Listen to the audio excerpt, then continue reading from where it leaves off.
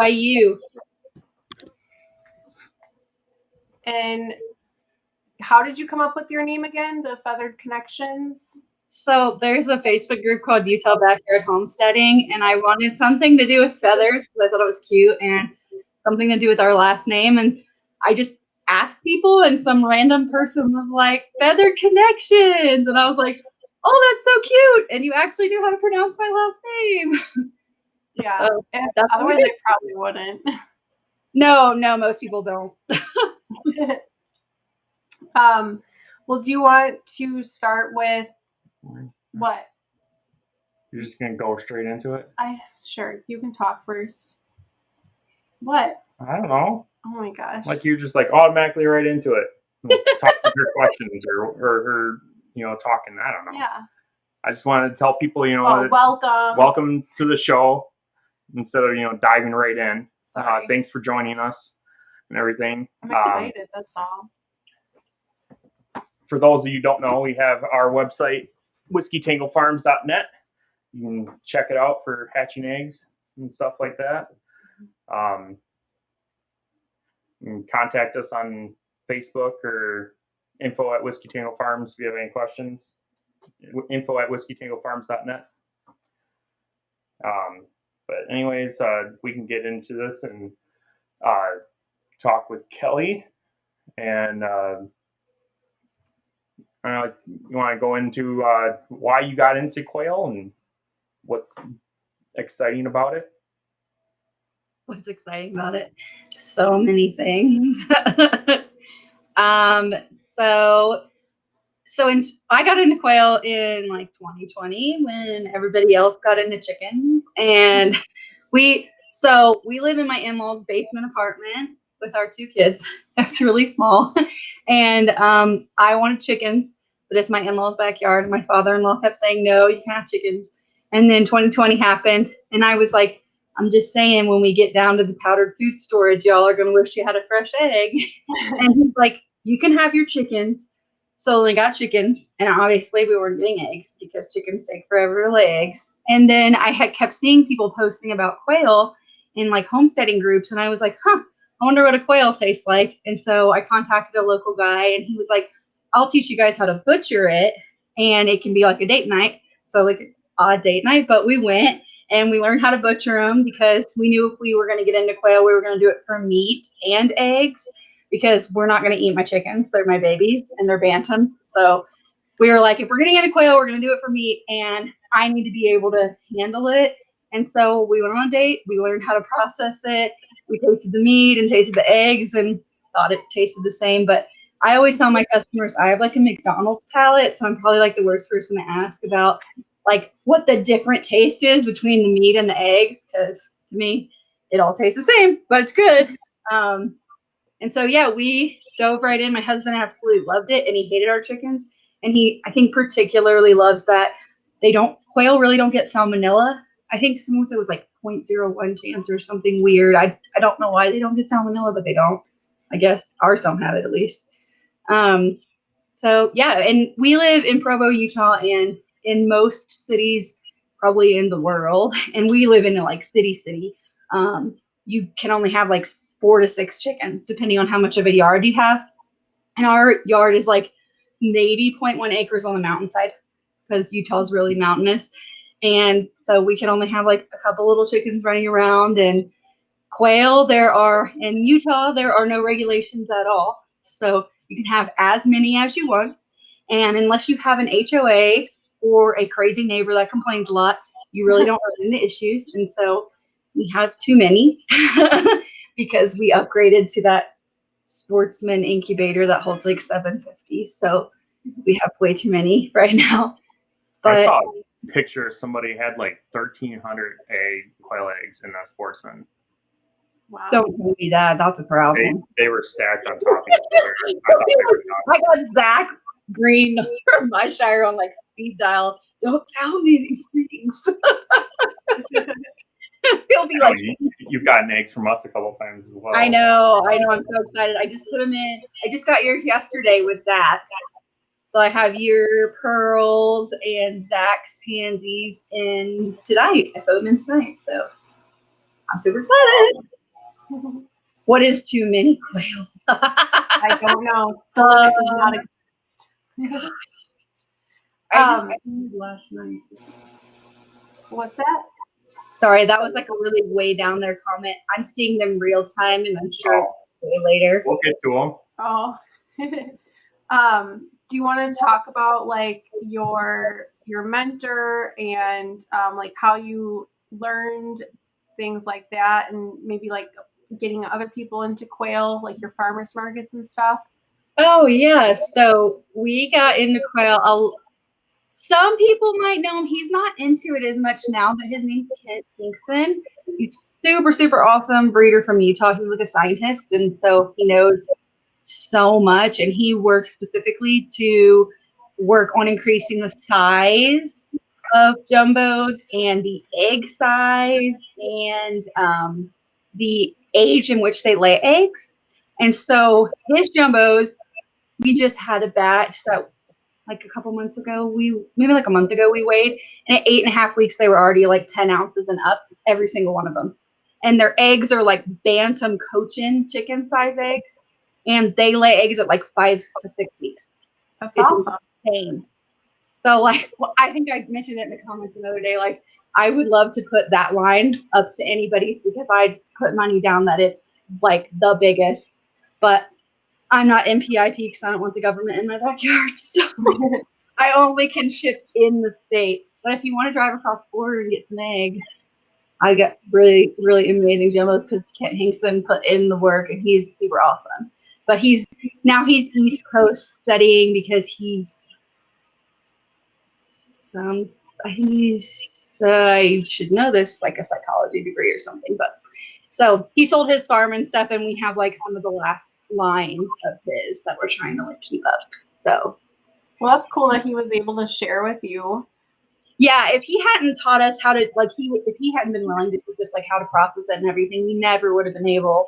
So like, it's super easy, but we never killed anything. And my husband's like super city, so we never would have been able to like do it. And we would just have thousands of quail in our backyard, serving no purpose except eggs. So you and do then a lot of like thing. Sorry. Go ahead. That's what you asked, right? The farmers market thing. Mm-hmm. So my favorite farmers market is in the city called Lehigh, where it's like 30 minutes from us. And they had been, I guess previously they had someone come and sell quail eggs, but they hadn't in a long time. And I guess one of my friends or someone that knew me that went there was like, we need a quail egg vendor. You should come sell your quail eggs. And so we didn't have a name. We just had quail and eggs that we were eating ourselves. And I was like, oh, I want a cute little name. So when I like go sell my name, so that's when we like had someone give us the name Feathered Knechtions, and we started going to the farmers market, and it got really popular, and people just started asking us if we would hatch out chicks for them. And we're like, I mean, I guess we could.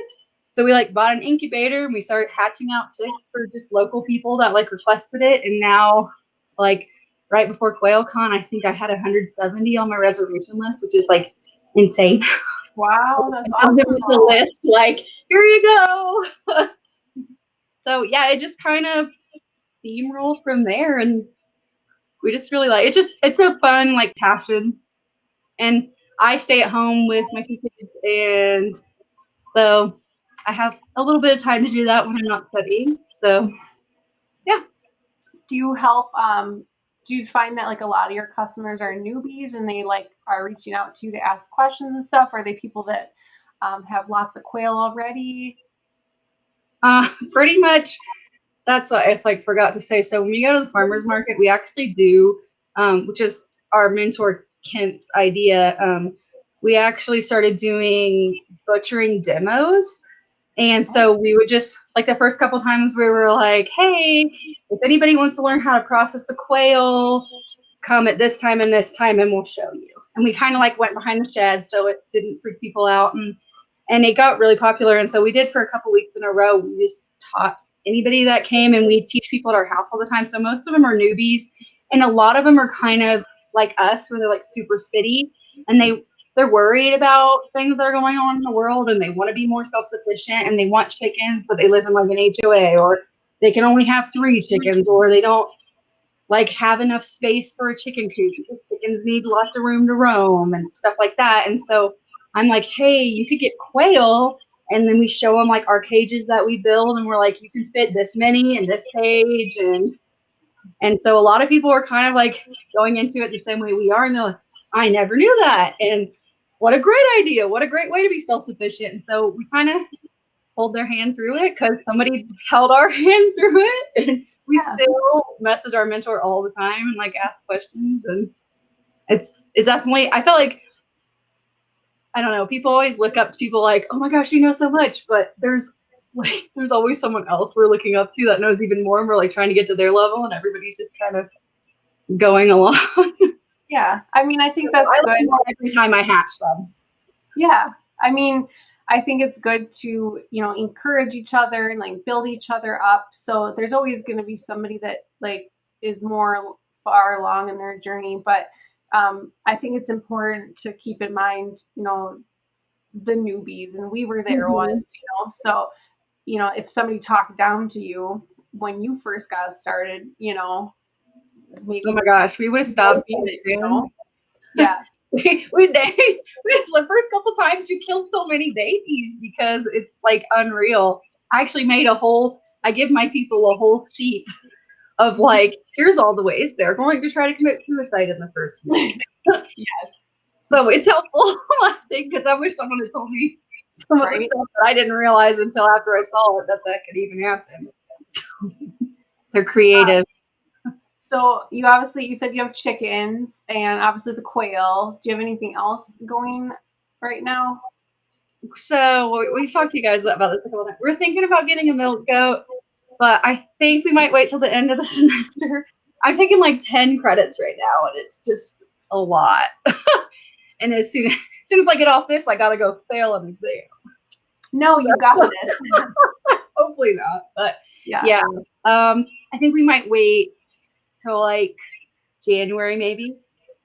I don't know. We're debating, but the goat milk we got was really good, and they're like, I shouldn't say little. We got like La Mancha that we're looking at. They don't have ears. They're really odd looking, and they're huge. But yeah, we have like a cat that roams around, and my in-laws have a dog upstairs, and well, we don't milk our cats, but yeah, our cat doesn't really serve much of a purpose. She eats the grasshopper. That was in a movie. Yeah, I got you. Weirdo. Meet the Fockers. Yeah. Yeah. Or it was Meet the Parents and then Meet the Fockers. And a little off topic. And then you obviously do like your local pickups and classes and things like that. But do you want to talk about like your website and some of the other things that you do and designs? So I think I gave Verna the website because it's a super ghetto-fied one because I made it last minute. So I started designing shirts because I saw somebody in the Quail group, I think, say they saw a shirt that said, I might look like I'm listening to you, but in my head, I'm thinking about getting more chickens. And they were like, we should make one of these in Quail. And I was like, oh, what a cute idea. I love playing around with Canva. So I just designed one, and I was like this. And a bunch of people were like, I want to order that. And I was like, I don't know how to set up a website. I don't know how to do print on demand. And I didn't want to order a bunch in random sizes and be like stuck with them. And so it took me a while. I set up like a random website and like their print on demand shirts. So there's tons of just fun designs that I make for fun. And now we have like quail shirts because like there's a lot of chicken shirts, but there's no quail shirts. So I like too that you can have pretty much any color shirt, and then you have a lot of different designs. So that's cool. Yeah, I just did it for funsies. So I was like, I like quail shirts. Basically, I wanted shirts for myself. And then other people kept asking me about it. So I was like, I'll just figure out a way that everyone can have shirts, and then we can all be twinners at QuailCon next year. There we go. Yeah. Cool. Do you guys want to get into the comments, or do you have anything else you want to add? Spilling my water. I don't know. Should I add something? I don't know. I can't think of anything. I'm like half awake. I'm like drinking this soda to stay awake. So. All right. Well, we'll get rolling in the comments. Verna is our moderator. Thank you very much, Verna, for being on. She's thebomb.com. But what? How old are we? Oh, whatever. I don't know why you just have to pick on me. Well, Anyhow, just say thebomb.com. right? Wow. Okay, well, anyhow, you can read the comments if you can read tonight. I'll try. Got S.O. Swanson, greetings from Memphis, logged into the show. My support. Congrats on the new Bob Whites. What? You got Bob White. I didn't order Bob White. Yeah. You're gonna get me in trouble. I want some. I want some too. I want some Valley Quail too. S.O. Swanson says, hello, Kelly, my QuailCon Chew Line friend. Chow line, because we were in line. Chew, Chew. whatever. We were in Chew. line. I suppose it's not chew. See, I can't read. Hi, Steve. Do you want me to read? No. Okay. Verna says, evening, Kristen, Brandon, Cuz, and Kelly.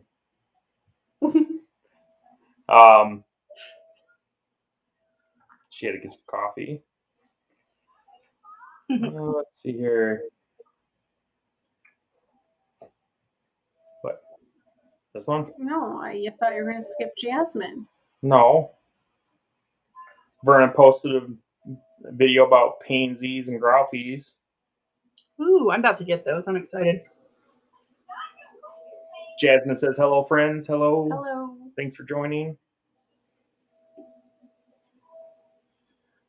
She said, excited to hear all about Kelly's up to in the quail biz. Yeah, I'm just like summarizing. Let's see here.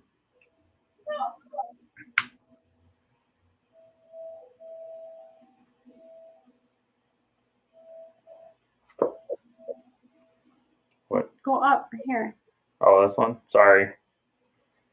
What you eat? S.L. Swanson said, that reminds me, I think I should be ordering a t-shirt from somewhere out west. Yeah, from Kelly. Kelly can hook you up. Yes.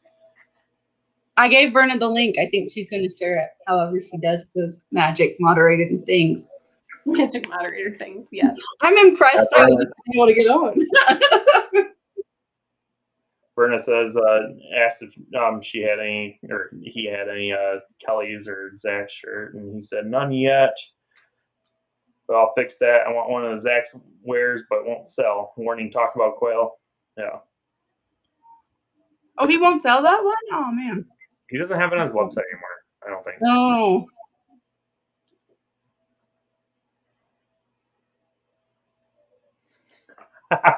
What happens before 8 will not show up in chat later. Yeah, unless I show it. Oh, oops. Yeah, sorry. Verna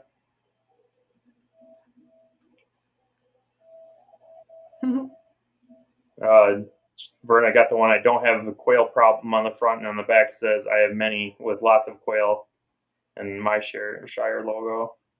And she said she also has Quail Nerd shirt in different colors from Kelly. That's cool. Jasmine says I need a quail shirt or 3 very soon. I need to order more in like every color. I know. I want all of them. Let's see here. And Jasmine says I don't even have one quail shirt. Hangs head in shame. They're hard to find. Yeah, we'll have some on our website. Amazon Prime has some. I haven't. But... Oh, what may where I'm at? This one. Say, Ed. He says hi. Oh, Ed. Yeah, Ed got baits here. Says, Hello. hi, Verna. And he says hi, W2F. Hello. Jesse Mills is here. Good evening, everyone. Good evening. Welcome. Dale's Quails. Good evening from Hey! Wisconsin. Hope all your hatches are going great. Yeah. Let's see. Verna says, I don't see anyone here. Had to switch rooms. Weird. And she posted our website and contact info. Chuck Yonk is here from the Lone Star State. Hello, hello. Good evening.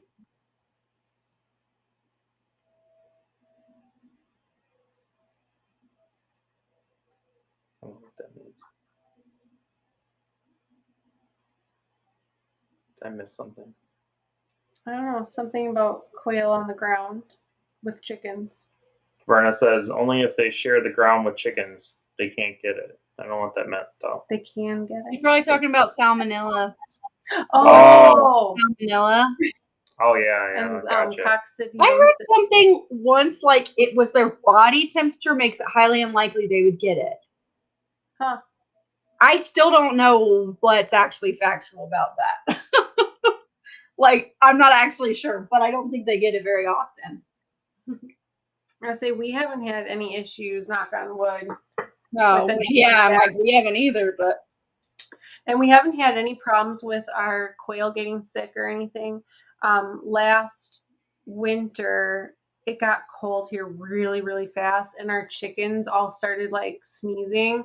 So we put them on some antibiotics and cleaned them all up, and they were fine within a week. But that was the first like sickness that we had sweep through, but it wasn't anything serious. It was just like a respiratory. It was basically like a cold. Like they all just got a cold because it got. Was too it cold just the outside. silkies?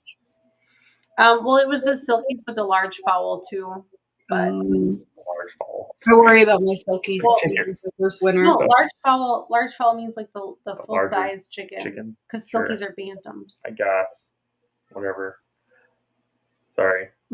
Verna says, thumbs up, everybody. Yeah, hit the thumbs up. And then Verna asked, what's too many?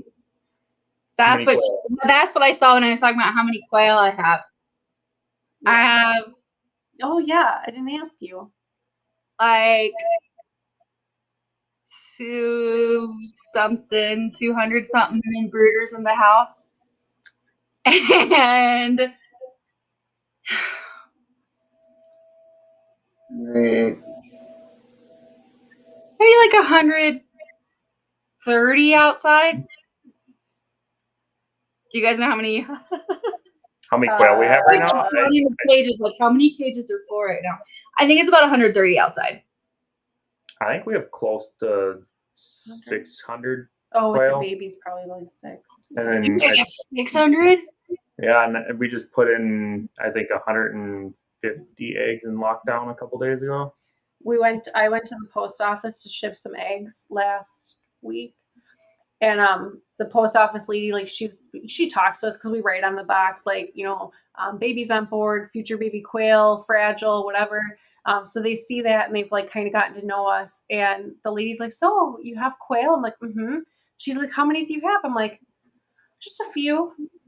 Oh, she's also, Okay. Because I didn't want to tell her, yeah, I've got 600 quail. Like, that'd probably kind of freak her out. well, the one day, our quail eggs that I ordered from my shire, they didn't come to the house because the box was damaged.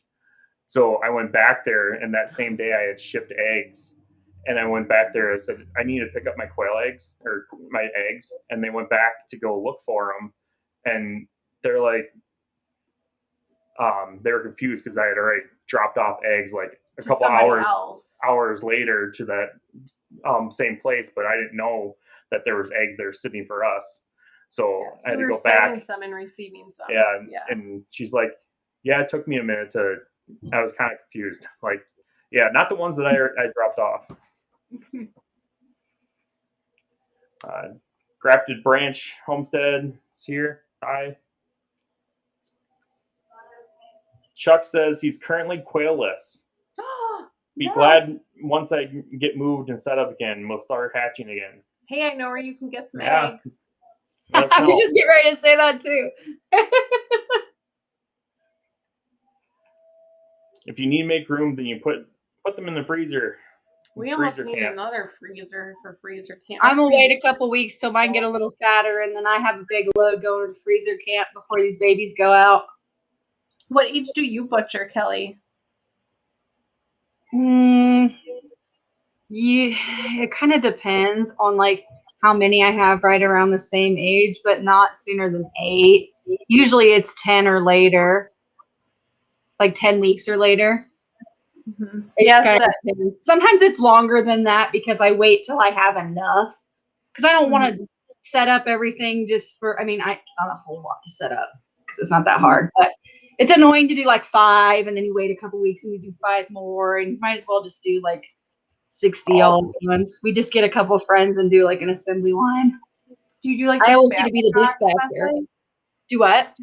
The spatchcock method, or like how do you butcher? I just heard that word recently. And then spatchcock, like after you butcher it, you flatten it so you can like. Yeah, you cut the spine out and then the butterfly. I don't know how to do that. We ripped the head off. I don't know if you can say that on YouTube.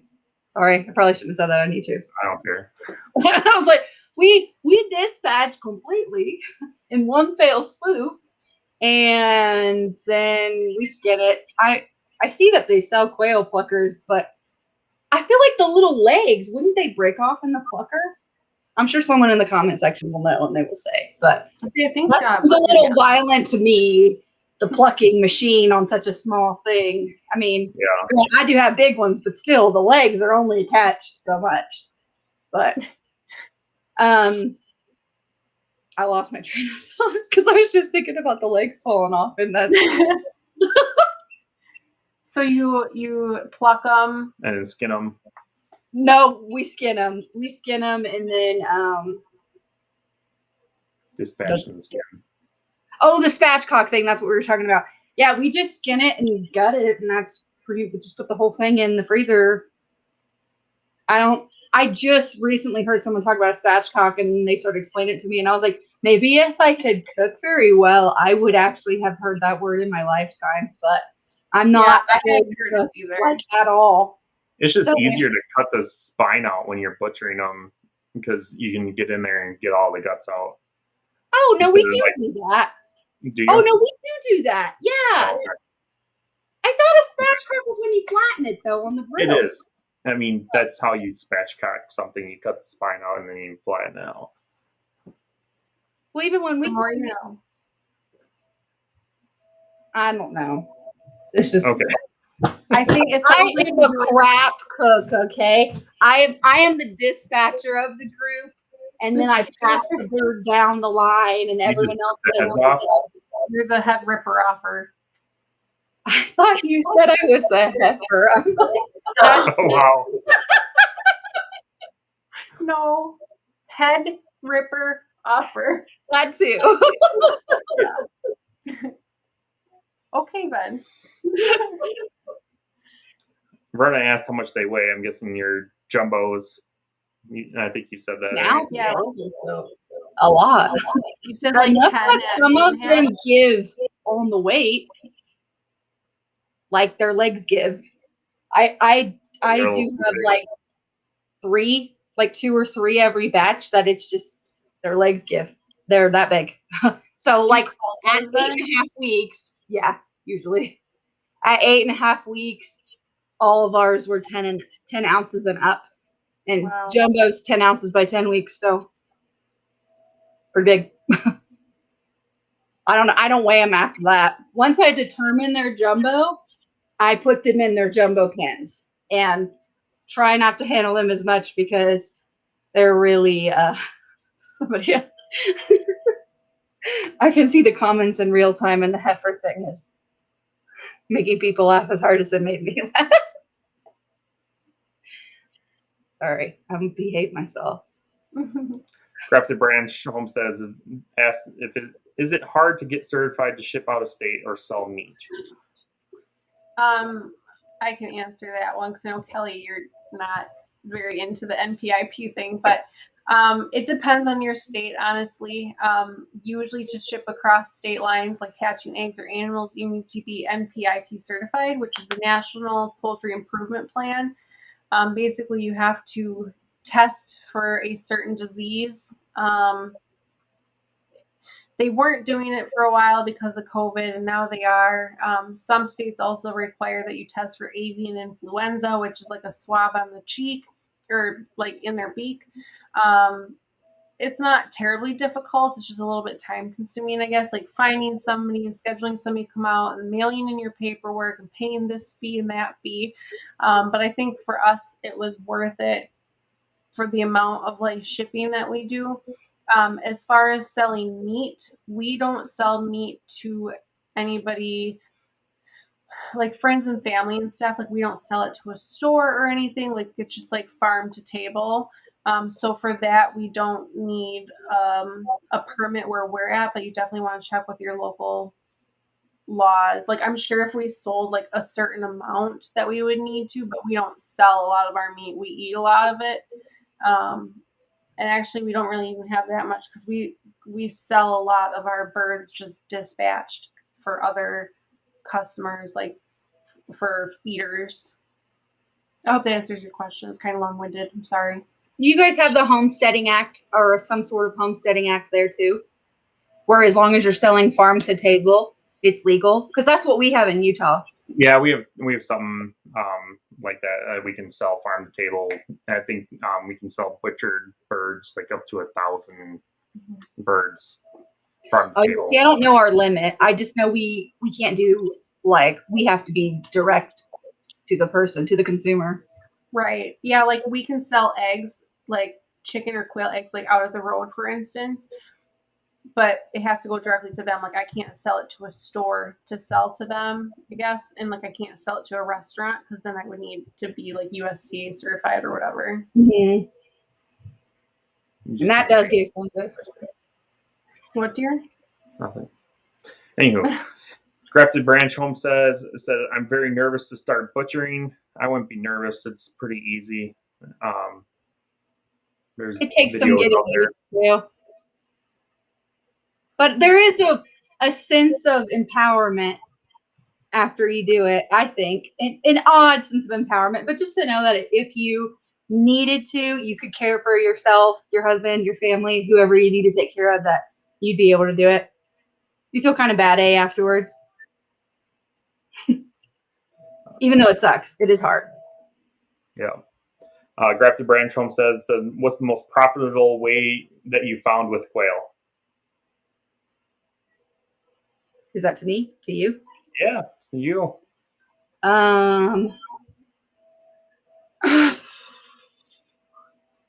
There's a couple different things, like a lot of it seems like a new thing, like healthy dog food treat companies. They're always looking for like chicken feet and quail feet and wings and stuff. And I ended up next to a couple of those companies at the farmer's market, and they were like, hey, can you sell us the feet? And the first time I gave them like a huge gallon bag of feet. And then I looked up how much feet actually sell for, and you can make a lot of money off that. Honestly, in Utah, Celadon are really, really popular. Which I think there's just, honestly, they're beautiful birds. The colors are beautiful. The eggs are beautiful.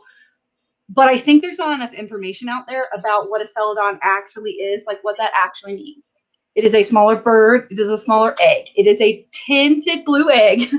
That's the only difference. And there are people that will pay a lot of money. I have a couple friends that pay a lot of money for birds that lay different color eggs, which is cool. And if you're in it for that, that's fine. But if you're in it for meat and eggs, I've had customers come to me and say, I did my research and I decided Celadon was the best. And I'm like, it really depends what you are in it for.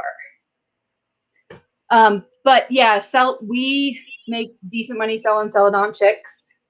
We've got some really good, we're starting to get some really good lines of ones that carry both Celadon genes. So they lay Celadon eggs and have chicks that lay Celadon eggs and stuff. So I don't want to say homozygous. So, well, on layman's terms, you have 2 copies of Celadon gene, and that's the best way to understand it. But yeah, we make decent money doing that. That's probably and adult birds, because people don't want to deal with chicks. So we'll sell a lot of our hens. We'll raise them. It's easier with feather sexables because in there 3 or 4 weeks you can tell. So as soon as we know they're hens, like hens go for about $15 a bird here. Wow. Whereas the day-old chicks, we sell them for $3. But our males, we only sell for like $7. We sell the meat for $7, a live male for $7. But do you sell a lot of like everything's more expensive? What? Oh, sorry. I just asked if you sold a lot of breeder sets. Not really. We haven't had anybody specifically ask us that. A lot of people come and they just want, like, I literally had a guy like 2 days ago come with a massive cat carrier and was like, give me every hen you have. And I had previously I had 14 that I had just been able to tell by their feathers. They were just now 4 weeks. And so he took all of them and he goes, let me know when you figure out which other ones are hens. He didn't want any males or anything. He just took all the hens. Okay. It works. Must like eggs. I know for us, the most profitable is selling chicks. Because I mean, they're hardly any feed costs, and you're getting them out there right away. And when they're straight run, we sell them for $5 a piece, and they're just out. Or once they hit feather sexable, we sell them for about $10 a piece. So three weeks old, that's probably the most profitable. But yeah, that's another reason we don't sell the NPIP thing is because we don't ship out of state because we're so busy in state that like it wouldn't make a whole lot of sense for us yet to do that because we're just not big enough. Right. And Verna says, "You go, Kelly." I don't know where I'm going, but thanks. Grafted Branch says, "Can you split a group up into 2 brooders and combine in the hutch?" We do. Yeah. And then Grafted Branch says, "I'm really hoping to help others. I know get into self-sufficiency, but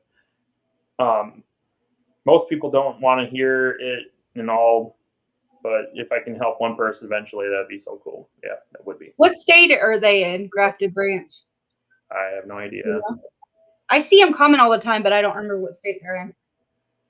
It kind of depends on where you're at. Like we were shocked that so many people were receptive to us butchering at the farmer's market. People brought their kids. We had someone bring a 6-year-old and an 8-year-old to our house to learn how to do it. That's awesome. Yeah. Cool. Jasmine says, "I adore the passion that oozes out of you, Kelly. Dang, girl." They're just so cute and fluffy. And they taste good too. Yes. And then Verna says, "I always feel the more I know, the more I realize I don't know. We are all on this journey just as different steps." Yep. We got to just help each other. Yes. We had something happen the other day when I realized like how, I don't know. Yeah, you do have things like that happen. And you're like, how did I not? When did, I don't know. So much to learn still. Harvey White says, "Butchered 2 quail this evening. They're in the oven hoping they turn out okay. Never prepared quail." That's awesome. I will say we learned this, that if you brine them in salt water for like 12 to 24 hours, first they taste better because the shock of, I think it's just the shock of dyeing it like stiffens up the meat. So it's a little bit harder. So if you like brine it in salt water, it usually softens it up a little better. So if you find it's tough, it's probably not how you cooked it. That's a possibility.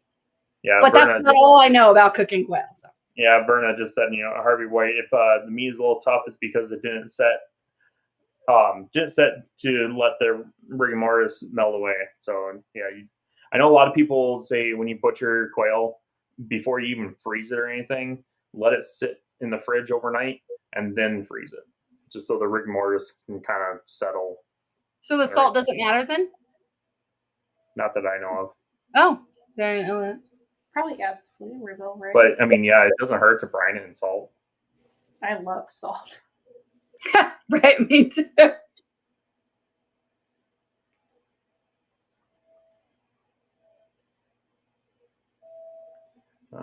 Grafted Branch says, can't wait for QuailCon. That's a little early. Yeah. Labor Day weekend. That's what, 10 months away yet? Or 11 months away? So got some time. It's Friday. Is it Friday and Saturday or Saturday, Sunday this time? It's Saturday, Sunday.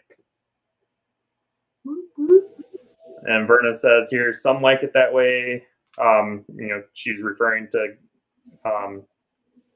Harvey White straight cooking it right away, but she lets her sit 24 or 48 hours in the fridge. So, and then Joan is here from Southern Arizona. Thank you. West Coast. Whoop whoop. Verna asked, "What are you eating?" Oh, I was eating pizza. I saw that when you said that. I was trying to be slick with it. That didn't work. Nothing gets past Verna. Well, you could probably hear me going. You can hear the heifer eating in the corner. And Joan says she's wearing her Quail Nerd shirt. Woohoo! And Dale says, we can get any shirt you want.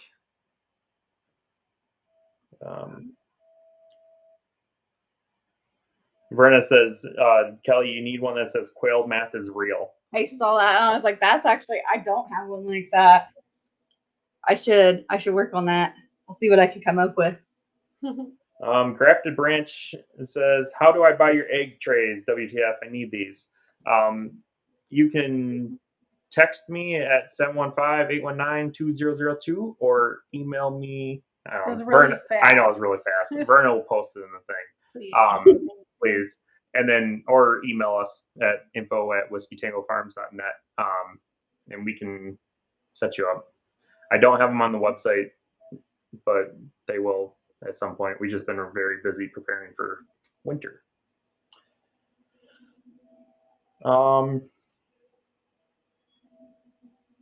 then Harvey White said, hello from West Virginia. Hello. Terry Cook says, hey, y'all from Utah. What's up, Terry? We were talking about you. Good things.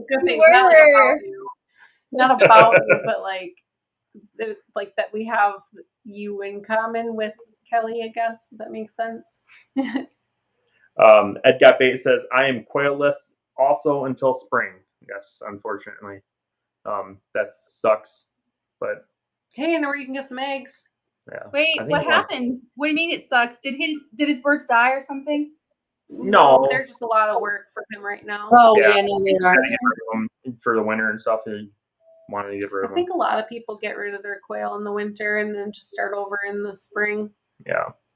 I mean, they grow up so fast. You know, if you don't want to deal with the water and all that, I can't blame anybody. I know when I talk to you, I think you want to get live quail. This from Slightly Redneck has some really good ideas on how to do water, which I think we're gonna do. I say in my outside hutch, I'm literally just gonna get a water thingy. I forgot what it was, heater type thing. Like I don't know. Font. A font. A heated font. I don't know what that is. Heated waterer. Okay. Anyways, Harvey White says, why is my pearl wild fly all over the place and the others are tame? Sometimes they just are. Mine are all crazy, especially if they see the cat carrier coming. It really just depends on the birds themselves. I mean, yeah, some are crazy, some are tame. I have a hutch that's really what I picked was tame birds, and they're kind of just a mixed bag of quail, but I picked them because they were really calm and tame when we were raising them. So yeah, they let you pick them up and pet them, or yes, you literally we'd open up the lid to the brooder and they would just kind of look at you, out of their corner of their eye, basically, and they would just kind of sit there and let you kind of chirp at you, and you reach in there to pet them, and they didn't freak out or anything like they do. They just were very chill, calm, nice birds. And then you have the ones that I had in my grow out cage. I opened it the other day to do the food in the water, and it like flew like at my face and then out of the barn. And I'm like, what just happened? Like, all right, you're going to freezer camp. Peepaw Philly is here. Hello. Evening. Oh gosh. Jasmine says that's what I heard, heifer.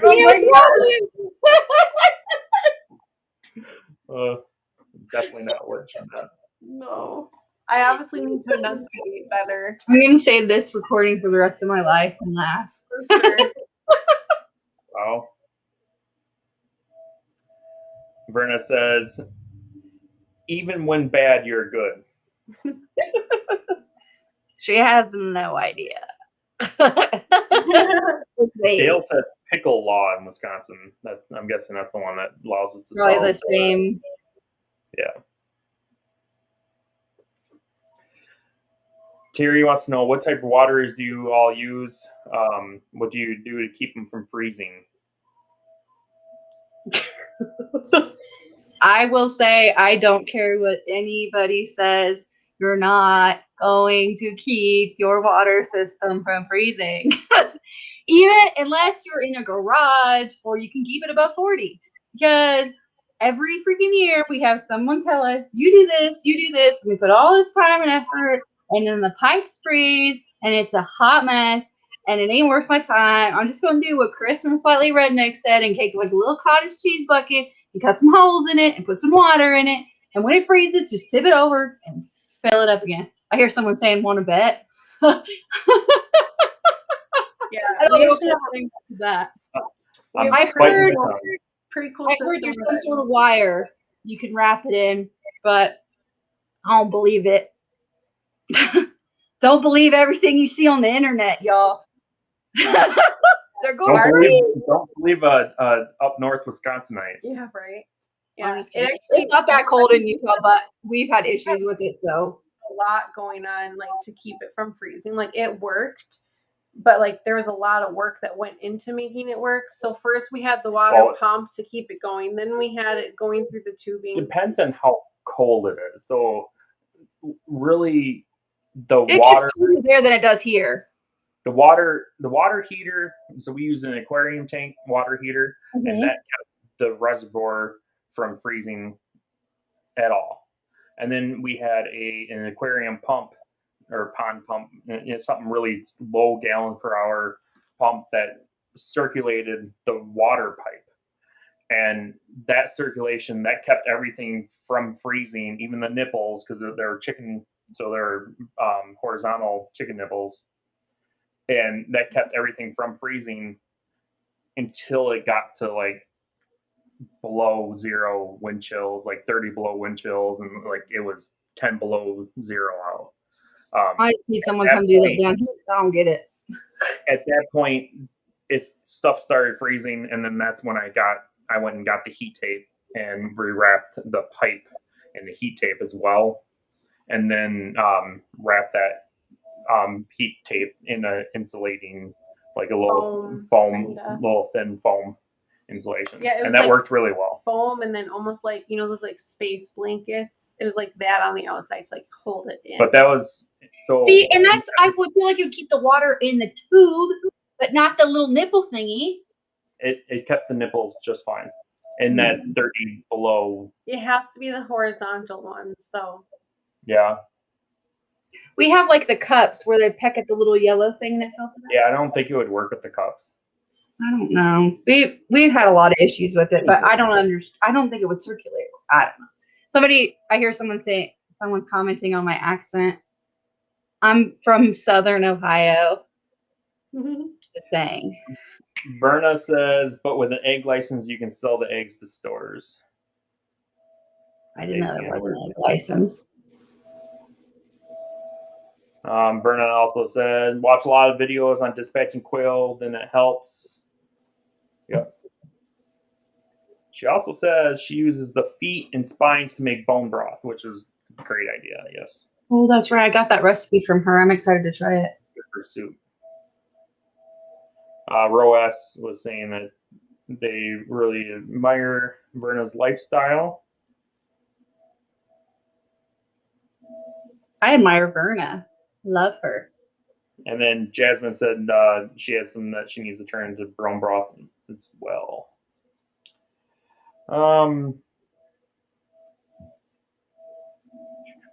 Grafted Branch says many legal things for selling chicks.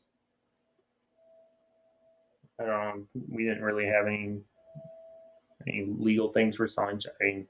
Because we don't ship live birds, not right now anyways. We haven't had the need I don't plan on it.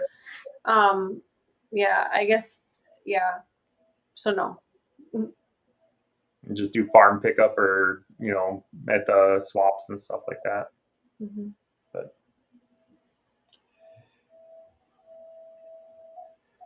Verna says if you pluck your birds, you can also use the heads in the bone broth. Oh, that's freaky. And then Grafted Branch said they are in New Mexico. Oh. That's awesome. And then Jasmine said yes to the brining. So she must brine as well. And then Verna said again that she just sets them in the fridge. Nope. Salt draws out the blood. Okay. Really? So you shouldn't do it or you should do it? You shouldn't. Oh. That's very good to know. And Jasmine says, my next experiments for cooking quail are canning, cold pack pressure canning, and instant pot so I can have shredded meat for tacos and quail salad. Ooh. That sounds awesome. Quail salad. The shredded meat tacos sounds yummy. Peepaw Philly says, I'm going to be the curator in a petting zoo here in Louisiana. That's where all my quail are since the hurricane, even the Rocky Road gang. Mm-hmm. I'm moving there on the 1st and real excited. That's awesome. That is awesome. Yeah, so the Rocky Road gang, man, they went through a lot. And now they went through a hurricane too. We sent Peepaw some eggs and they got lost. And I was like, okay, that's weird. There's like no tracking on them. Nobody could tell me where they were. So I sent his eggs back out. Like we wanted to make it right. And those showed up. And I think it was like a day or two later, the original box showed up. And it had been like, I don't know, almost 2-3 weeks at that point since we had collected them and sent them. Like it was nuts. And they still hatched and everything. And he had a pretty good hatch rate. So he calls them the Rocky Road gang because they kind of went to hell and back again. That's wow, that's impressive. They still hatched. Yeah, it's pretty cool. And Jasmine Bass said Chuck mentioned the tacos, and then she said she made bison tacos for dinner. It made me think of when shredded quail meat make great tacos. I would love bison tacos. That sounds good. I've only ever had bison. Where are they getting a bison from? You've only had bison jerky. And I don't know. And moose and elk, I've only ever had as jerky too. Oh, really? And then Chuck says, bet they would be great. Keep us posted. Yeah, that'd be awesome. You guys are making me hungry. Chuck said quail spaghetti. Spaghetti everything. Yes. If you put enough sauce on it, it'll taste good. It's like Bubba Gump. It's like quail spaghetti and quail tacos and quail sandwich and quail salad. That's why we need a book for QuailCon, a recipe book. Yeah, quail sketty. Quail sketty. Jennifer Meyer says, got my hatcher running, check temps and humidity, hope to have my eggs in a day or so. Zach shipped Monday. The granddaughter called every day to see if they're here yet. Aww, that's so cute. That's so fun. She's going to love watching them hatch. Our kids, absolutely loved it. And Ed Got Bait says, oops. I can't get out well in the winter, so that's the reason I don't have quail. Hoping my health gets better in the spring. Well, best of luck to you. I hope it does too.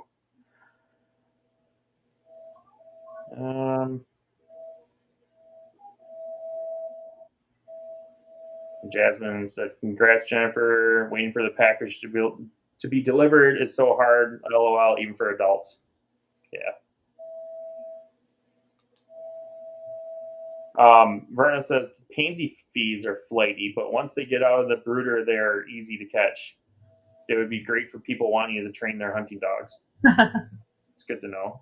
I feel like the ones that get loose the most for us are the extended brown ones, like the Tibetans and Rosettes. Yeah. Now that I think about it, that was the one that stopped traffic. Was a Tibetan, it's a Tibetan tuxedo. Yeah, he stopped traffic. Somebody stopped traffic for a quail. Yeah. Yeah. Why? How did they even was crossing the road? And the guy had his head outside of his window watching the quail walk in front of his car. And there was a bunch of cars stopped behind him. I'm like, oh my God, Brandon, there's I bet all those people were so mad. No, I was sitting here in my office looking out the window. I'm like, why are they just stopped out front? And then I saw this quail walking across the road. I'm like, Kristen, there's a quail.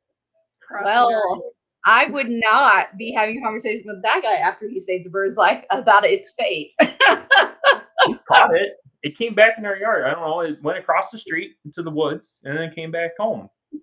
I have no idea how it got out, but probably the kids. Probably.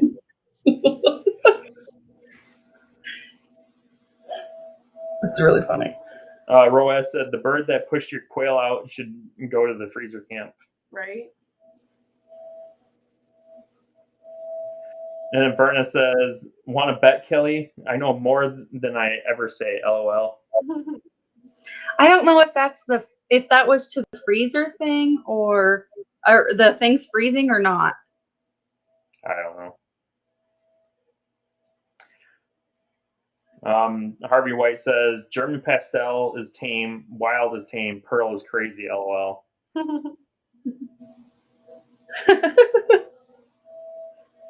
And then he says, "That is country, Kelly, you all." I didn't even say it. I didn't even enunciate it. I said y'all. Richard Brown says a waterer with a light bulb under it works. Yeah, that would work. Jasmine Bass says, "Brandon, Kristen, did you see that my 25 WTF babies hutch door opened and they all got out? Talk about stressful. I found all but 2, pearl female and not sure the other. Blessed to have it. Gosh. Oh, that sucks. I'm glad you got most of them back. I didn't see that. Yeah. That sucks. That does suck. I'm glad you found most of them though. Those were from the original. I suppose that would be because the other ones are. The pictures she sent. Yeah. That's awesome though. You got them back. I'm happy to hear that. You got some different things in there. Dale says 120 containers dumped and refilled 2 or 3 times a day. Unheated areas at -30. Nothing will stop from freezing.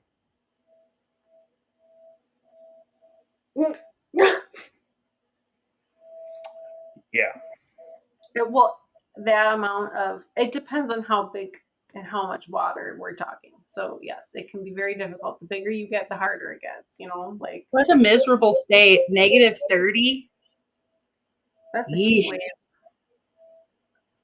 I wonder if people get rid of them in the spring. Whew.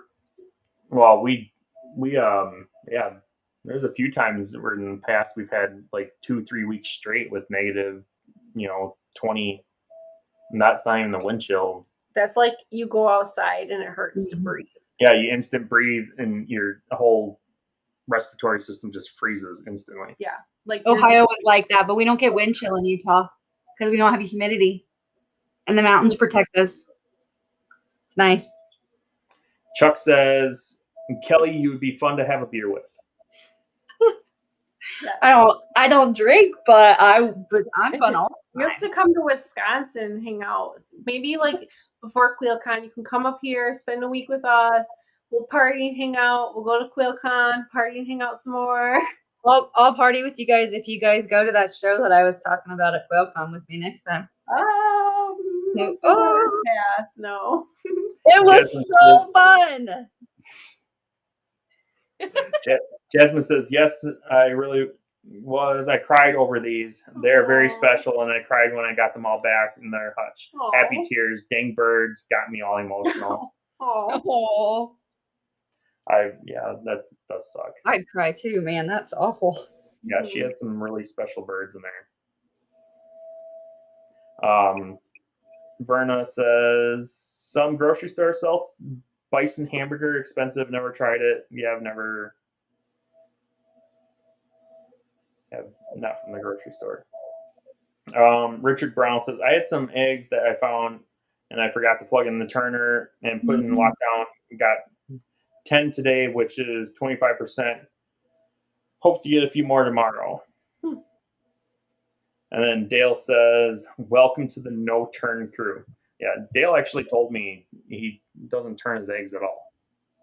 He hatches all his eggs and doesn't turn them. And he has homemade incubators. So, and he does good. Jeffrey Meyer says, this will be our second hatch. I wish I had a video of the oldest granddaughter, 6, telling her dad about freezer camp. That'd be interesting. Yeah. And then Dale says, that's why we love Wisconsin. And Chuck was burr emojis. Ed Got Bait says, have any of you tried water glassing quail? It's when you add lime water to clean unwashed eggs and store it on the shelf. I have not. I do it. Do you? Yes, it's super easy and super cheap because you can buy like 50-pound bags of lime because it's like baby powder. And I just got a big old plastic container and like dumped however much per water and threw the eggs in there. I have like a huge thing of them. What? How long do they keep then? So the YouTube video I watched said 8 months, but I've seen people saying up to 2 years. So I don't know. That's cool. Probably a couple years. It's a super easy way to keep them. So are they like, do they taste like hard boiled? You hard boil them? What? No. Egg. It's fresh. It's a fresh egg you put in there. The lime closes the pores. Yeah. And then, so when you're ready to eat it, you just pull it out of there and cook it like normal? Mm-hmm. I guess. I don't know if you. I guess. I don't know. I don't think you don't do it like that, maybe, but I don't know. I mean, because you don't eat the shell typically, so right. I guess it's fine. Dale says 100 plus with 90% humidity in the summer, -20, -40 wind chill in the winter. Yep. We don't have alligators. Sounds like Wisconsin. Wisconsin, I believe, is like one of the only states too that you can have all 4 seasons in one day.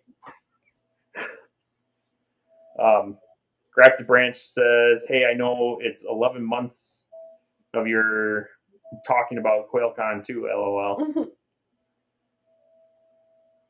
Touche.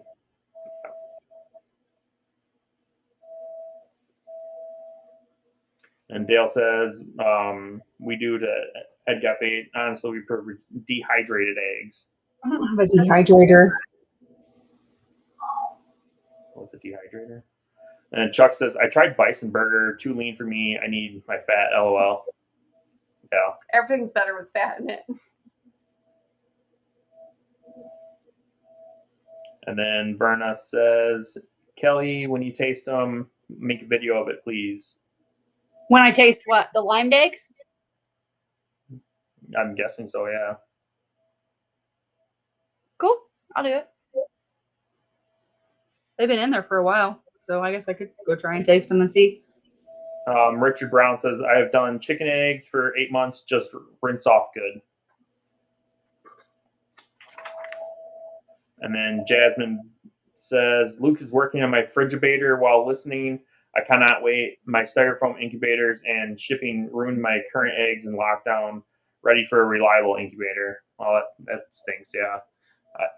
I have to work on our thing. I have it. It's out there. I haven't ordered any of the parts or anything.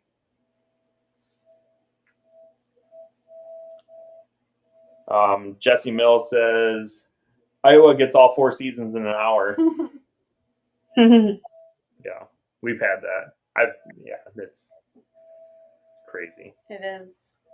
And then Verna said, yeah, the limed eggs. Oh, we must be getting close to the. Yeah, we're At the bottom. we're at the end. That's the last comment.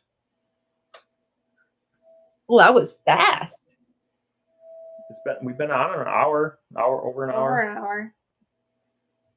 Only an hour and 5 minutes. Only. Says the girl that can talk for 3 or 4 hours. I know. I was like, wait a minute. I ain't even talk that much. I'm just kidding. Everyone's like, we're done with your crazy water theories. Jasmine here says, my mom water glass chicken eggs and has good luck. The yolks break easy after a few months. So probably best for like baking and scrambling. And Chuck says, I made a cabinet incubator and can't wait to try it out after I move. It's awesome. Yeah. Our fridge thing that we're using, we're going to just hatch in ours. So we have the hatching time big cabinet incubator, and we plan on just using that to do the incubation and then hatch out in the fridge thing, because that's going to be a lot easier to clean.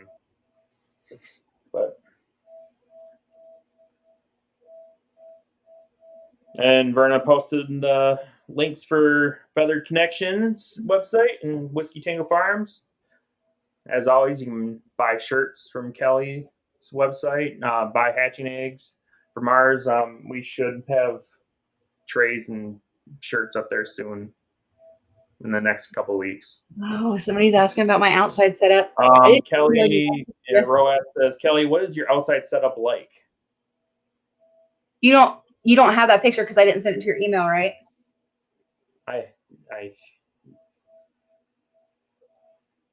Okay, I will say if he does his picture, it's ghetto. You can talk, and I'll get the picture. I think we're really a testament to you don't have to be good at anything to raise quail, because my husband's like more of an IT guy and not really like a builder person, and I don't know how to do that stuff either. And so we ended up buying like shed pieces from our mentor Kent, and it's basically hardware cloth, 4 walls of hardware cloth, and we put plastic on it in the wintertime. And we have homemade cages that we made. We got the design from Kent, and so we make and sell his design now. So it's a hardware cloth box that we have cages inside of to keep them extra safe, since there's egg rollouts and we don't want raccoons or something grabbing them and pulling them out. But it's my in-laws' backyard is there's a lot of stuff in it, and it's not even, our shed isn't even all the way done. It's not cute, but it's functional. And yeah, we make it work. Just like our brooders in our house, we found those little wooden chests you put at the end of your bed, like to put blankets in and stuff, like the real nice ones. We just cut holes in them and put hardware cloth, and that's what our brooders are. Wow. It's actually been easier just to straight up make one, but wow. I for some reason can't email it to myself, so I'm gonna show on my phone, and you guys can see here. It's not gonna look any better. It's not gonna fall. Yeah. So there. The handle, we haven't made the handle yet to close it because that wasn't the main priority. So it's a lean-to against a fence, and we have a solar-powered light that goes on for 6 hours when it gets dark, so they get some light, so they lay eggs in the winter. Awesome.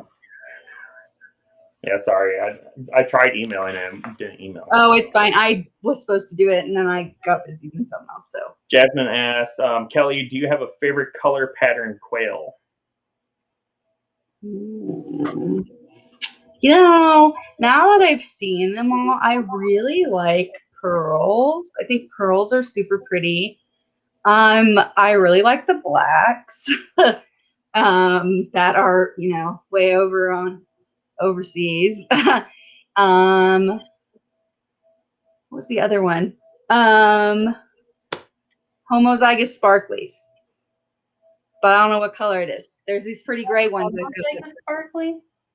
Ugh. Or grouse. But I don't freaking know. They're sparklies of some sort, and they're like zigzaggy crazy. And if you move them too fast, it kind of like makes you go like, whoa, because they're like so many patterns. I think those are really pretty too. Yeah, I like heterozygous sparkly on pearl and Italian. They're really pretty. Yeah, I have a bunch of sparklies together that I got from Southwest, and I'm not sure all the colors of them. But they're pretty, and I like them. And they're jumbos. They're massive. That's cool. Winter says, hello. Hello. Thanks for joining. Verna says, don't have to be good, just passionate. Yeah. Got that covered.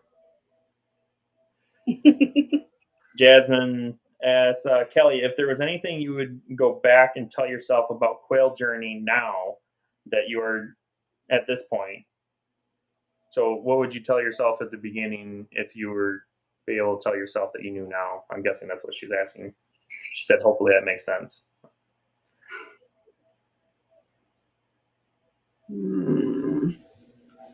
I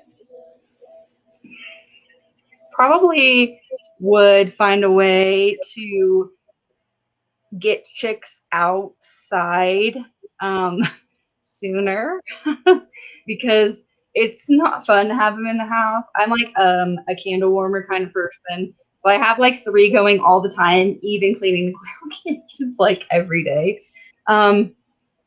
I think it would be easier if I had a garage, but it's my in-laws' garage and there's no way they're going to put chickens in it. Probably if I did something different, it would probably be a lot more careful with the chicks. We lost not a lot, but like in the beginning, just stupid things like you think you have enough rocks in the water and they get wet and they drown anyway, or they in the little food dishes they can eat all the way up through and end up inside the food canister and suffocate. They eat shavings, they die. It's just heat lamps are redonkulous. I never want to use them again. I really hate heat lamps, but I had to this time because I just had too many and I couldn't get a brooder plate. I think maybe if I change one thing, it would be not using grow out cages with egg rollouts or stuffing something in there because they get stuck in there or they just straight come out of them and then they're flying around my shed when I go out in the morning. So, I got a better one. I would make my husband make the floor of the quail shed better because we have mice. They didn't think that you had to lay the bricks a certain way, and I didn't know. And just laying bricks on the ground doesn't work because mice get underneath and tunnel, and then the bricks are, and then they like sneak through. So many things. I didn't know that either. Yeah, we're having a problem this year. And they're outsmart my traps, and they go in there. And quail don't eat mice; they just move aside and share their food with them. For you, sir. Yeah. I don't know. So many things. Roas says, oh my God, you use a tickle trunk brooder. That is great. What's a tickle trunk? I don't know. That sounds. I don't think that's the thing we use. That just definitely doesn't sound like something I have in my house. Crafted Branch says, I love building and this hobby lets me do it. Can't say how good they are, that they are fun to make. Yeah. We need to partner up. They can build us all kinds of stuff then.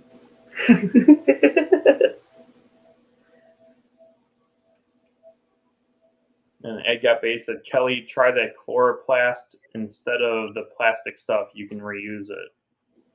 I'm not sure what he's saying. I don't know what chloroplast. What plastic stuff? I don't know. Harvey White says, I like German pastel, lots of colors. Yeah, those are I like those too. Fun colors, fun things. Ed Got Base says it's the stuff political signs are made of.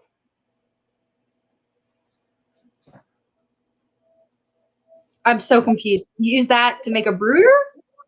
I have no idea. Huh. My father-in-law is major political, so we got so many political signs. We could build a shed out of it. A Republican shed. And Jasmine says, "Craziness, woman, I love your passion and journey." You should text me. We can be friends. I'm easy to find on Facebook. I'd Get Bait says, "Use a pool noodle to stop them from coming out." What a good idea! rollout. I'm so glad I came on the show.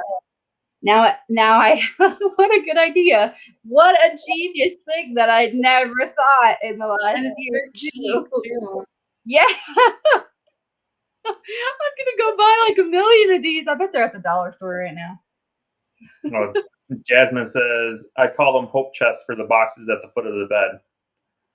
Oh, it's a trunk. Yeah, That sounds better than a tickled trunk. Yeah, Roa says, "A tickled trunk holds all your precious things." Sounds dirty. It does. I didn't want to be the first one to say that, though. I'll take one for the team. And Ed Get Bait said, "The plastic you cover your cages in the winter." Oh. Oh, we just use that roll. Actually, just like a shower curtain type thing. I mean, it's not a shower curtain, but Just the thin plastic. political signs actually probably would work really well. I don't know if my father-in-law will push them. He likes to select them. You gotta do something with them. Reduce, reuse, recycle.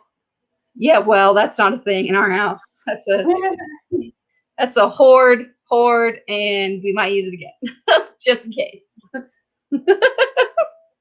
And then Berna said, "Yes, a tickle trunk is another name for a hope chest." I'm gonna call it a tickle trunk now, just to see what my husband does. Where's your tickle trunk? And then Berna says, "I hope you remove the cedar from the chest when you turn them into brooders." Is that why they're all dying? No, I'm just kidding. No, they weren't cedar chests. I think they were pine.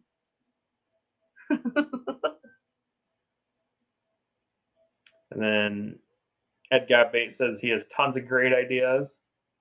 And then Roas says, "You girls are too young." I wish that were the case, but thank you. Thank you for saying such kind things. Get a wrinkle, eat a Twinkie. My life motto. Just kidding. She said, "Get a wrinkle, eat a Twinkie." My mom used to say that all the Fill in time. the freaking wrinkles. Oh. Oh. I grew up hearing that. What did I just log into? Chuck says, "I thought about buying those raised garden bed things to make a brooder out of." That'd work. The metal raised garden. And then Chad says, "What did I just log into?" I don't know. That's what happens when you get weird. You'll have to like the video and go back and watch it again. Did you all like the video? You know this is your favorite broadcast ever. Yeah. Push the like button. Click all the things. Like, subscribe. Bell. Hit the bell. Bell. Click all the things. Ding, ding, ding, ding. Yes. Jasmine Bass says, "Great chats tonight. Hilarious." Verna said, "LOL, Chad. A lot of fun." Yeah. And then Jasmine said, "Chad, it's been a fun night." That's awesome. I'm glad you guys had fun. My cheeks hurt from smiling. I think it's super fun to be able to actually comment out loud about the comments instead of like typing, but then it's like way later. I wish it could be like a Zoom and we could all see each other's faces. I can invite more people. That would be so fun. I want to hear more about text me. I'll invite you right now. I think that would be fun. I think you said we can next time. Everybody bring a picture of their How about just asking live? If anybody wants to join, they can message me. I mean, you'd have to be a person I know, though, sort of ish. A person that what? I would say I feel like a person that I know that I've interacted with, but like not like some just random person, that that I haven't interacted with. Right, like just some person pops in. Zoom. That would be a good idea if we could Zoom. Yeah, Chuck said Zoom, yes. Kelly is one of my favorite people. Kelly is one of my favorite people. Oh, I think she ordered a shirt for me. I recognize that name. You made her, that's Rynick. So that's the one you made her logo, right? Who? Rynick Poultry? Yes, I did. Yeah, I think it is. I did make their logo. That was me. Account. I don't know. I'm pretty sure that's Joan. I'm sorry. Am I confusing people? Oh yeah, you are. Her name isn't Joan. Her name is Yeah. Oh my gosh. It's on the tip of my tongue. I have it in my phone. I know it's not Joan though, it's someone else. Chuck says be nice to put face with more people. Yeah, see? Maybe that's what we'll do next week. You can message me and let me know if you want to be on the live. And maybe we can, I can add up to 10 people on this live. So we can get that would be so fun. It might be really loud. Kind of talk. But let me know. Harvey White said the quail turned out. Oh, that's it. Sorry, that was like random. Quail turned out great. Eating now. It's awesome. It's been such a long day. Peepaw Philly says, I will get 2 male of each color with the zoo, and then let me getting my 8x15 RV back all the way hatching and brooding. I'm addicted to hatching now, and now I have a few places waiting for me to going.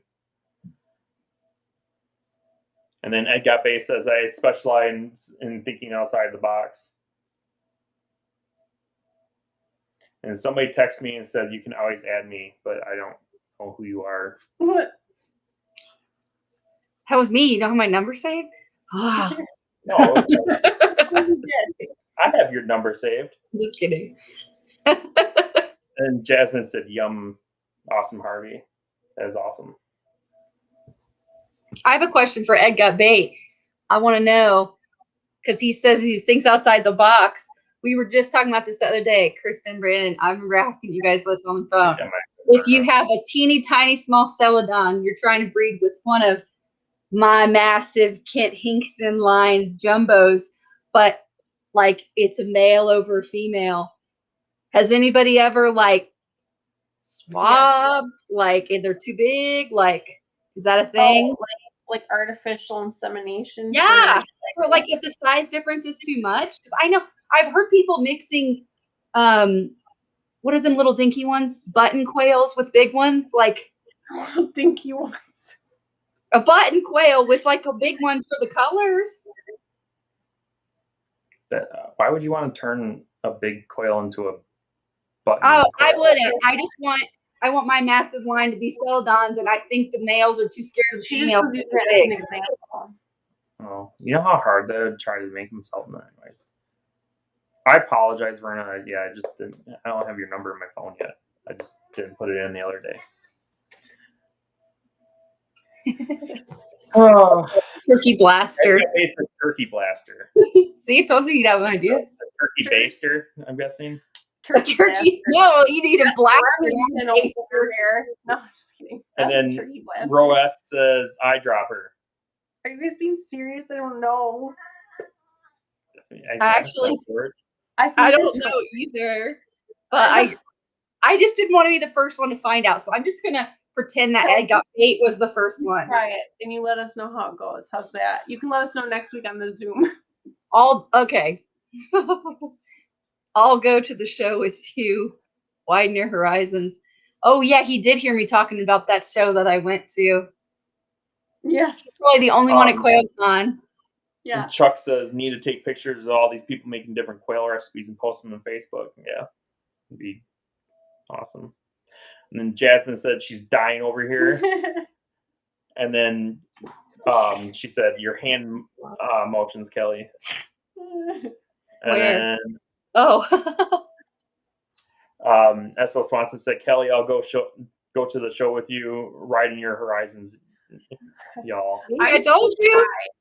I'm too shy. He was in front of me. He knows what show I was talking about. It's not necessarily the like subject matter. It's I don't know what to say. Like all of that makes me really uncomfortable. Like I will never go to like a Chippendales or. Oh no! It wasn't. Oh, I would not go to a Chippendales either. I would somebody. It just makes me uncomfortable. You can just shake all the way over there. Brenna says you could try using a cotton swab. Well, that's what I said, but I didn't know. I do think the turkey blaster is really funny though. A blaster. The baster. Blaster. He wrote blaster though. Well, he said spell check. Oh, I didn't see that. Got him. Quail. And then Roas said, "Don't try any of these suggestions." Don't try this at home. And then Ed Gabe said, "Hard part will be getting the mail to give a sample, give him a room and a cup and some female quail mags." Oh my god. That got a little dirty. I'm gonna have to mute myself because I'm about to just freaking cackle.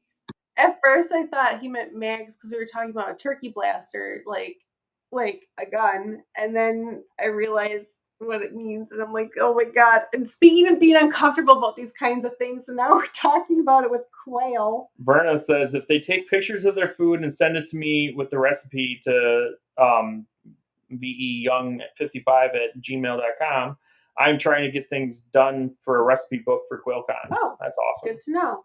Ooh, awesome. You should post that in the QuailCon group. And then Roas said, QuailCon group? Put them in the tickle trunk. Oh my god. I hope I get a lot of friend requests after this. I'm just saying, guys. You need to find me on Facebook. And Jasmine just said, Ed. Ed.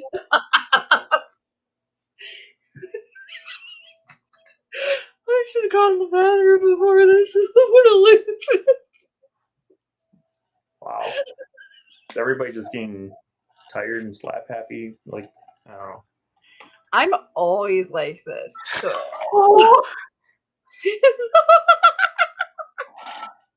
I guess I'm just the old person. My stomach hurts from I'm laughing. Oh, I'm crying. Oh. This was the best laugh yet. And then Verna says, I will. Put them in the tickle truck? No! She will post it in the groups. Oh. She's not talking. Verna's on my level. Like, she's talking about some real stuff. You guys are all talking about some quail and putting them in tickle trunks. I was being serious. I still don't. Ed Got Bait says, we are raffle here. And then Verna says, Kelly, PM me on Facebook, and I will send you the link to QuailCon group. And then Jasmine says, I can't stop laughing. I think that's how a lot of people are right now. S.L. Swanson, when eggs come out of the lime bath, you just like you would with a fresh egg. So when eggs come out of the lime bath, you use it just like you would with a fresh egg. Yeah. I mean, Roas said to make sure you wash it real well. Or rinse it. Not wash it. Rinse it good. Then you can use the egg just as normal. I don't know. Everybody's laughing, and I'm trying to just, do the thing. Verna says laughter is the best medicine. This isn't a serious talk show. This is a fun, we're going to learn stuff and laugh talk show, guys. Yeah, I know. I'm sorry. We're not serious here. We're fun. We're the fun ones. Jennifer Myers says, Verna, a cookbook would be over the top great. Yeah, it would be. It's awesome. And then Chad Berryhill said, do tickle pickles go in the tickle trunk? I just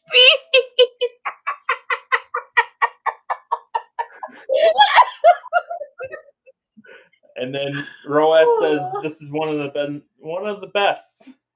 I'm glad everybody's having fun. And Ed got bait, can't breathe. Well, that's not good. Please breathe. I forgot how. Oh, my stomach hurts from laughing. I feel like I did 1,000 sit-ups. Kelly's disappearing. Kelly can't breathe either. Here. We'll hide Kelly. It's just us for right now. Kelly's not here.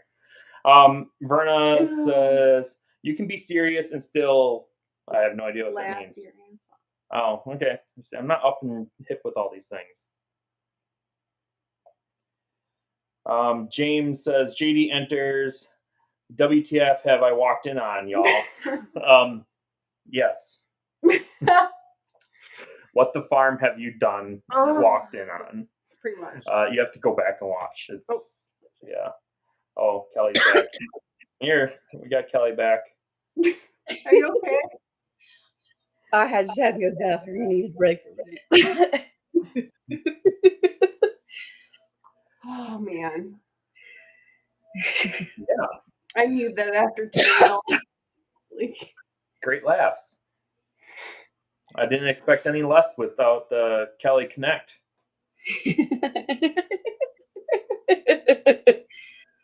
You both need always discreet. Oh my god. That's so true.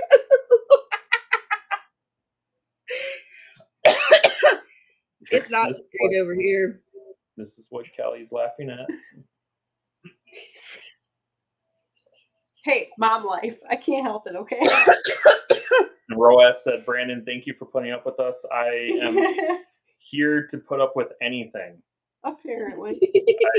I'm used to it. But we did learn about quail. You warned? We did learn about quail. Oh. Yeah. Could you imagine if they gave me a microphone at QuailCon? You could be like a stand-up comedian at QuailCon. I would do it. Jasmine said, goodness gracious, y'all, I gotta go to bed. Thanks for a good laugh. Your girl needed it. It was great having you. We got you, girl. Best live yet. Thank you. Would you guys all hit the like button so people know it's the best live yet? Just saying. Yeah, hit the like button. Share with your friends. It's awesome. I promise I'll have some better videos coming out soon too. Including a Quail Barn tour. Better than this? I mean, I'm just saying. No, I'm just kidding. My Quail Barn. It's gonna be. I can't wait to see you guys go, Barn. This is more fun. Jasmine said, "This is one of my favorite communities, best peeps ever." Yes. So true. Berna says, "I am the best straightman ever," or LOL straightman. I don't know what what's straightman. Like straight faced? I don't know. Sorry. Oh, kitty. He's my Elvis. Well, I suppose we should probably wrap things up. Everybody had a good laugh, and everybody's ready to go, I think. We don't have any more crap coming in. I'm ready. Yeah, I gotta go put my bed. Thank you, Kelly, for joining us. Yes, thank you. Thanks for having me, guys. Feathered Knechtions website for some t-shirts. I appreciate it. Oh, you had a campfire Saturday night at QuailCon would be great. Are they talking about me? Like me arranged. It could be. Zach just doesn't know how awesome I am yet. We just need to let him know. Oh, straight man comedy looks serious, but is it? Oh, Verna says straight man comedy looks serious, but isn't. Okay. Gotcha. But again, thank you. Hit the like button. Have a good night. See you Bye, guys.